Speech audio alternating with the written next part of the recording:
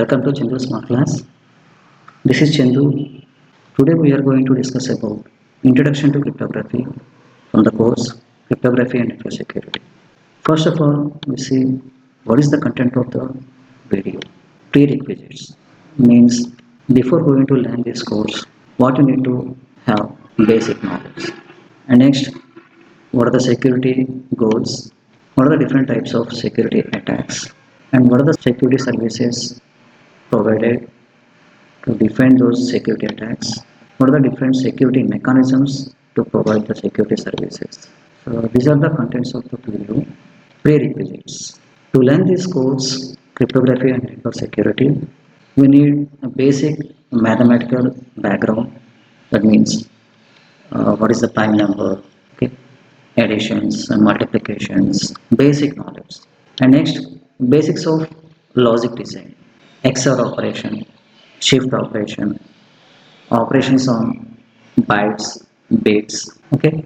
And next one, basics of computer networks. So this is related to network security. So basic knowledge.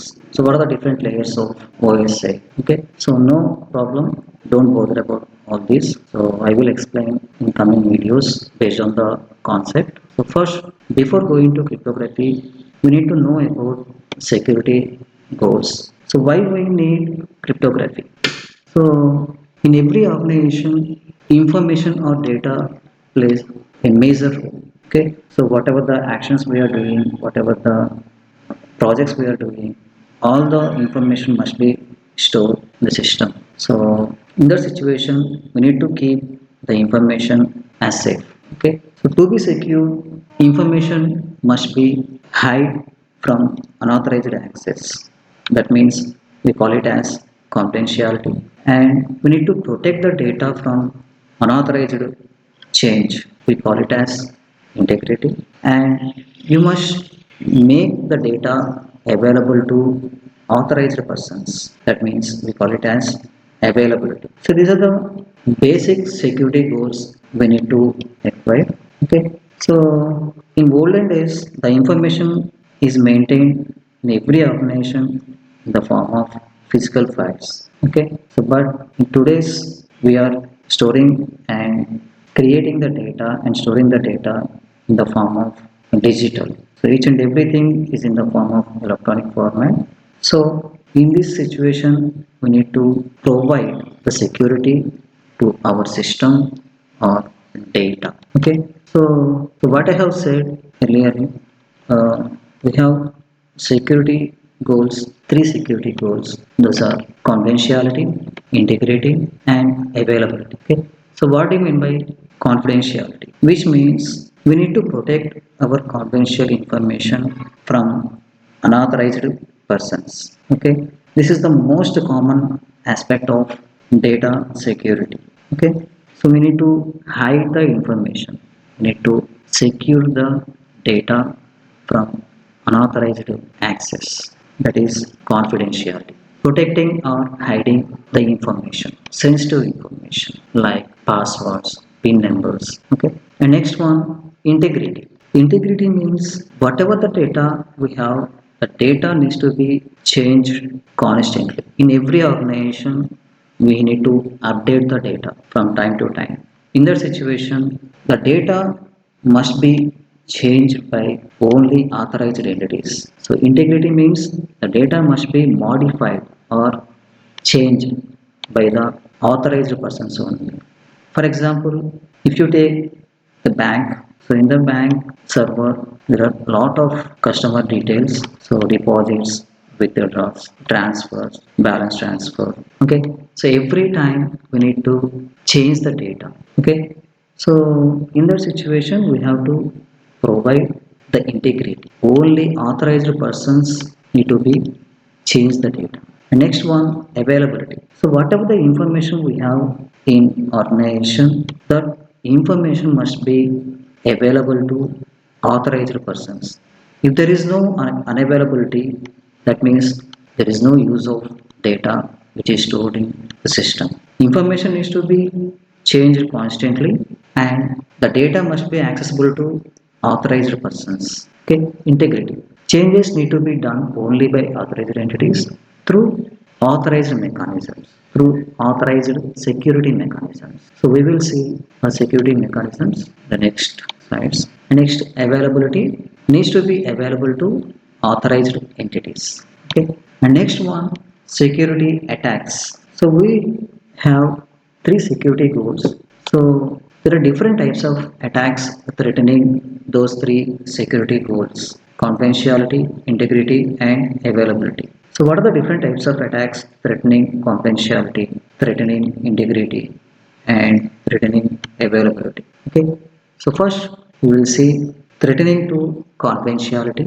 So we have two different types of threats to confidentiality. So common threats. First one, snooping, and second one, traffic analysis. Snooping means unauthorized access to or interception of data. Okay. So if the attacker intercept the data, that means that is called snooping attack. For example, if some message is transferred from one system to another system in the internet, then the attacker may intercept the transmission and use the contents of the data for her own benefit. Okay, so to prevent the snooping attack, we have different techniques like encryption or decryption techniques. And next one, traffic analysis. Snooping refers to unauthorized access to or interception of data, what I have said before this one. And traffic analysis, it means get the information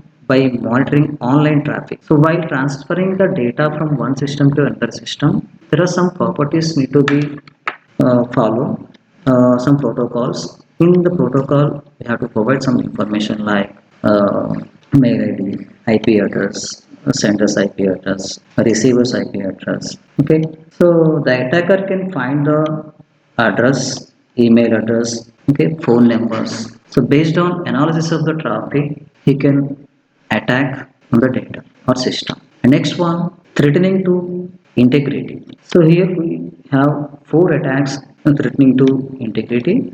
First one, modification. Second one, masquerading. And next, replaying attack. And next, repudiation. So first, what is modification? The attacker modifies the information to make it beneficial to herself. That means modification. For example, a customer sends a message to bank to transfer the amount to some person. The attacker can attack on the system and he can intercept the message and he can modify the receiver address. Okay, so if he put his account information in the place of receiver's account, then the amount will be transferred to attacker. It is modification. The next one, masquerading. So it is also called as spoofing attack. It happens when the attacker impersonates somebody else. Impersonates means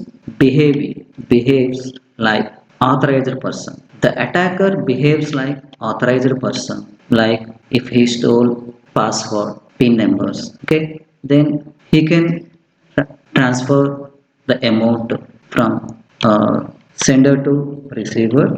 So by stealing the PIN number of some bank customer, the attacker can behaves like a authorized person. The next one, replaying attack. Replaying means he is maintaining a copy of the message and he can send the same message after some time. So later tries to replay it. Suppose if some person send some money to other person, then he can copy the message. Suppose for example, the attacker received money from other person. So what he will do? He can intercept the message and copy that message. He will replay it again. Okay. Then he will receive the money two times. If he replay again, three times. That is replaying attack. Next one, repudiation. So this is different from earlier attacks. Here, the attack may be performed by any of two parties in the communication, either sender or the receiver. The sender of the message might later deny that she has sent the message. Okay, so after sending the message, he might be deny that she has sent message. And the same way, the receiver, after receiving the message by the receiver, he might deny that he has received the message. Okay, so this is called as repudiation. The next one, the threatening to availability. So what are the different types of attacks threatening to availability? There is only one attack threatening to availability, that is called denial of service.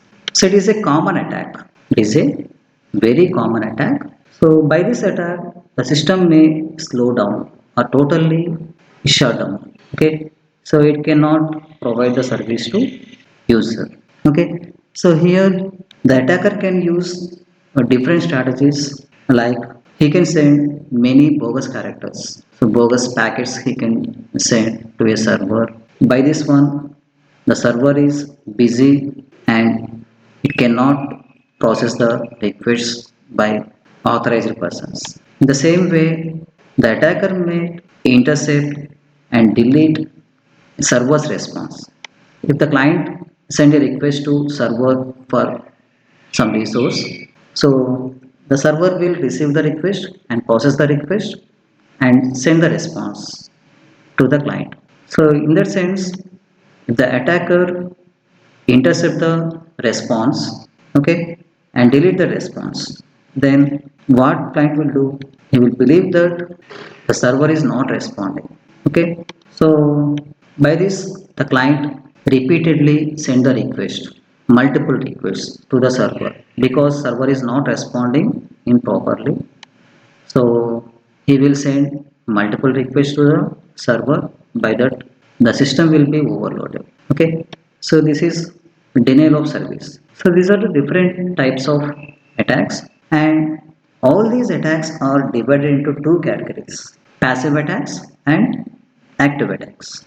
Okay, so what are the different types of attacks? So already we have seen, and in those attacks, what are the passive attacks and active attacks? First of all, what do you mean by passive attack? Passive attack means the attacker's goal is just to obtain information, does not modify data or harm the system. Okay, he just intercepts the data. He will not do anything with the data. He will not harm the system. He will not harm the sender or the receiver. Okay, just he will see the data. That is passive attack. Active attack means the attacker may change the data or harm the system. Okay, active attack.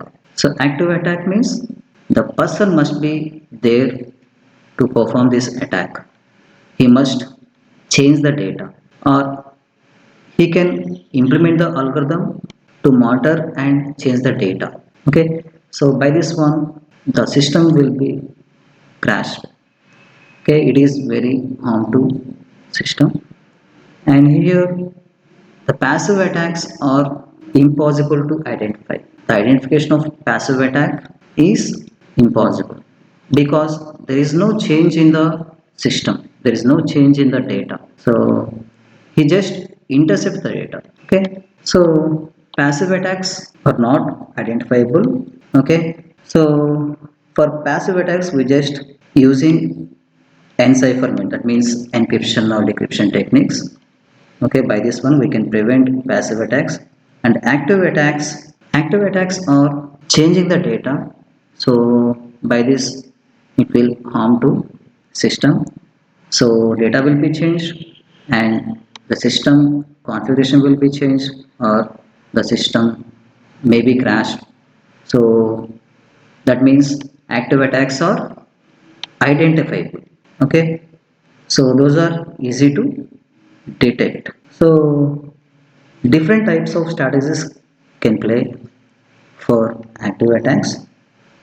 Okay, and passive attacks are easy to prevent compared to active attacks, and active attacks are easy to detect and it is very hard to prevent. Okay, and so what are the different attacks we have seen in previous: snooping, traffic analysis, These two attacks are threatening to confidentiality, and these two attacks are come under passive attacks. There is no modifications done by the attacker. Snooping means just intercept the data. Traffic analysis means monitoring the network traffic. He will access mail address, phone number, like this. And next, threats to integrity.